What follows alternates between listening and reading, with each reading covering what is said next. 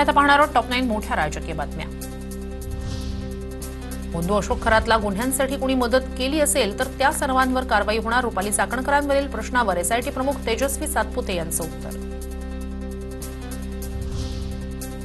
भोंदू अशोक खरात प्रकरणातील CDR leak झाल्याबाबत शासन स्तरावर चौकशी सुरू। एसआयटीची पत्रकार परिषदेत माहिती। शासन स्तरावरती चौकशी होत आहे। दुसरा जो प्रश्न सीडीआरच्या बाबतीत याची शासन स्तरावरती चौकशी होत आहे। त्या बाबतीत चौकशीत जे काही निष्पन्न होईल ते आपल्या समोर येईल। दुनिया झुकती है झुकाने वाला चाहिए। चौकशी दरम्यान भोंदू अशोक खरातचं धक्कादायक वक्तव्य चमत्कार करून नव्हे तर हातचलाखीनं महिलांना धमकावल्याची भोंदू खरातनं कबुली दिल्याची सूत्रांची माहिती। 2 वरिष्ठ महिला पोलीस अधिकारी खरातच्या संपर्कात होत्या। सूत्रांची माहिती, एक डीसीपी दुसऱ्या एसीपी दर्जाच्या अधिकारी आवडती पोस्टिंग मिळावी म्हणून खरातच्या संपर्कात असल्याची सूत्रांची माहिती।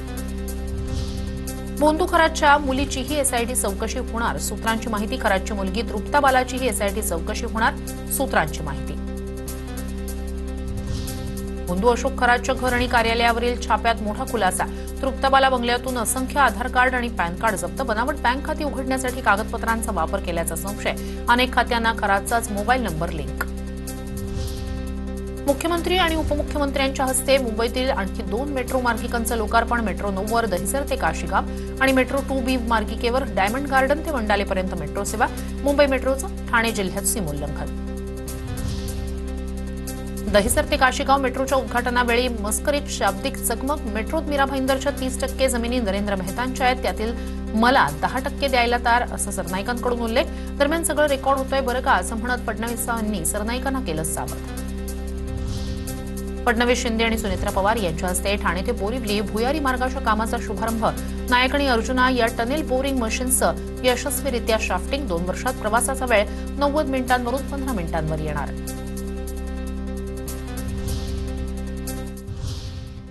बारामती पोटनिवडणुकीत बिनविरोधच्या मुद्द्यावरून चांगलेच घमासान होत आहे। जाणून घेऊया टॉप 9 बातम्या। काँग्रेसला जनभावनेची थोडी कदर असेल तर उमेदवार परत घेऊन ते सुनेत्रा पवार यांना बिनविरोध निवडून देतील। बारामती पोटनिवडणुकीवर मुख्यमंत्री फडणवीसांचं वक्तव्य। काँग्रेस पक्षाला जनभावनेची थोडीही कदर असेल हे जर काँग्रेस पक्षाला लक्षात येणार असेल तर मला विश्वास आहे की ते उमेदवार परत घेऊन त्या ठिकाणी सुनेत्राताई पवार यांना बिनविरोध निवडून देतील। कुटुंबाच्या पुण्याईवर आताच खासदार झालेल्या मुलानं काँग्रेसच्या डाऊनफॉल बद्दल बोलू नये। महाशक्ती समोर सरेंडर झालेल्या कृतज्ञ मुलानं काँग्रेसबद्दल न बोललेलंच बरं। महाराष्ट्र काँग्रेसकडून पार्थ पवार यांना उत्तर। कुणाचं डाऊनफॉल होईल हे वेळच सांगेल। काँग्रेसवर टीका करून आणि बिनविरोधसाठी दबाव टाकून काही होणार नाही। नाना पटोले यांचा पार्थ पवारांवर निशाणा। वयानं लहान आहे आमच्यापेक्षा, त्याच्यामुळे मला त्याच्यावर काही प्रतिक्रिया देण्याचं काही कारण। कोणाचा डाऊनफॉल होईल ते वेळ सांगेल, त्याच्यामुळे त्याच्यावर प्रतिक्रिया मला द्यायचीच नाही। काँग्रेसबद्दल पार्थ पवारांनी केलेलं वक्तव्य हे त्यांच्या पक्षाचं मत असेल। सुप्रिया सुळेंची प्रतिक्रिया, अजित पवारांचं निधन झाल्यानंतर बारामतीत ही पहिली निवडणूक, ही भावनिक गोष्ट। सुळेंचं वक्तव्य, दादा नाही ह्याचं दुःख अर्थातच आयुष्यभर आम्हाला राहील। बारामतीला कॅन्डिडेट देणार नाही हे आम्ही आधीच स्पष्ट केलं होतं। आता बाकीच्यांनी काय करायचं, एका सशक्त लोकशाहीमध्ये प्रत्येकाचा तो वैयक्तिक आणि त्यांच्या राजकीय पक्षाचा तो विषय असतो।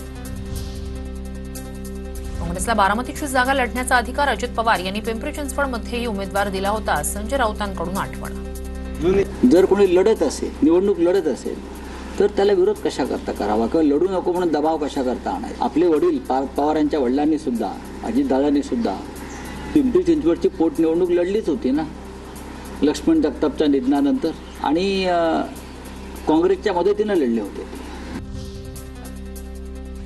संजय राऊत यांना त्यांच्याच पक्षातच कोणी मान्यता देत नाही। आम्ही मान्यता द्यावी असं वाटत असेल तर कुठलीही प्रतिक्रिया देणार नाही। नाना पटोलेंचा राऊतांना टोला। संजय राऊताला त्याच्या पक्षातच लोक त्यांना मान्यता देत नाही आणि म्हणून आम्ही मान्यता द्यावी असं तुम्हाला वाटत असेल तर आम्ही कुठली प्रतिक्रिया त्यांना देणार नाही। मोठ्या नेत्याच्या निधनानंतर निवडणूक बिनविरोध करण्याची परंपरा, काँग्रेसनं ही परंपरा मोडीत काढली। राष्ट्रवादी काँग्रेसचे प्रवक्ते सूरज चव्हाण यांची काँग्रेसवर टीका।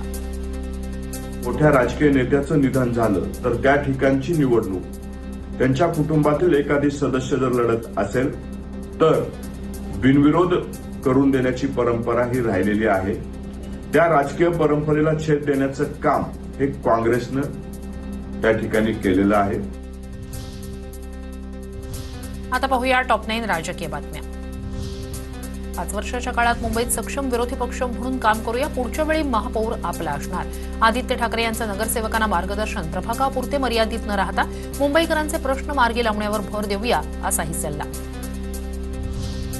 अवकाळी पावसामुळे नुकसान झालेल्या शेतकऱ्यांना तातडीनं मदत करा. मुख्यमंत्री फडणवीसांचे जिल्हाधिकाऱ्यांना आदेश. एनडीआरएफच्या निकषाद्वारे मदत करण्याचे निर्देश. बीडच्या मस्साजोगच्या सरपंच पदाच्या पोटनिवडणुकीसाठी आजपासून निवडणूक प्रक्रियेला सुरुवात. आजपासून अर्ज स्वीकारले जाणार. सरपंच पदाची पोटनिवडणूक बिनविरोध होणार का, याकडे सर्वांचं लक्ष. रत्नागिरी जिल्हा परिषदेच्या स्थायी आणि विशेष समित्यांसाठी निवड बिनविरोध. स्थायी समितीसाठी 8 सदस्यांची बिनविरोध निवड. रत्नागिरी जिल्हा परिषदेत 56 पैकी 50 सदस्य महायुतीचे. विजयराज शिंदे हा दुसरा भोंदूबाबा खरात आहे. त्यांनी त्यांच्या आश्रमशाळेतील अनेक मुलींचं आयुष्य खराब केलंय. आमदार संजय गायकवाड यांचे भाजपचे बुलढाणा जिल्हाध्यक्ष विजयराज शिंदे यांच्यावर गंभीर आरोप. तर अशोक खरातला एकनाथ शिंदे यांनीही फोन केले. त्यांचीही चौकशी होईल. विजयराज शिंदे यांचा पलटवार. महसूल विभागाच्या कागदपत्रांवर अजूनही औरंगाबाद नाचते. अधिकाऱ्यांची ही मोगली मानसिकता आहे. मंत्रालय आता शासन निर्णय कमी, शाही फरमान अधिक काढतं. अंबादास दानवे यांच्या ट्विटनं वेधलं लक्ष. वादग्रस्त वक्तव्य करणाऱ्या जैन मुनी नयन पद्मसागर यांच्या विरोधात ऑनलाईन तक्रार दाखल. सोलापूरमधील फौजदार चावडी पोलीस ठाण्यात ऑनलाईन तक्रार दाखल. मराठा क्रांती मोर्चाचे राज्य समन्वयक राम जाधव यांची तक्रार. कोल्हापुरात गोकुळ दूध संघाच्या चौकशीला सुरुवात. 20 सदस्यीय समितीनं गोकुळ दूध संघाकडे आवश्यक कागदपत्र मागवली. दूध संघाच्या मतदार यादीतील 427 दूध संघांच्या नोंदणीची पडताळणी होणार. संबंधित दूध संस्थांना नियमबाह्यपणे सभासदत्व दिल्याचा आरोप. जळगावमधील पारोळा इथे शेतकी संघाबाहेर शेतकऱ्यांचं रास्ता रोको आंदोलन. शासकीय धान्य खरेदीसाठी नोंदणीसाठी वशिलीबाजी झाल्याचा आरोप करत शेतकरी आक्रमक. पोलिसांच्या मध्यस्थीनंतर शेतकऱ्यांचं आंदोलन मागे.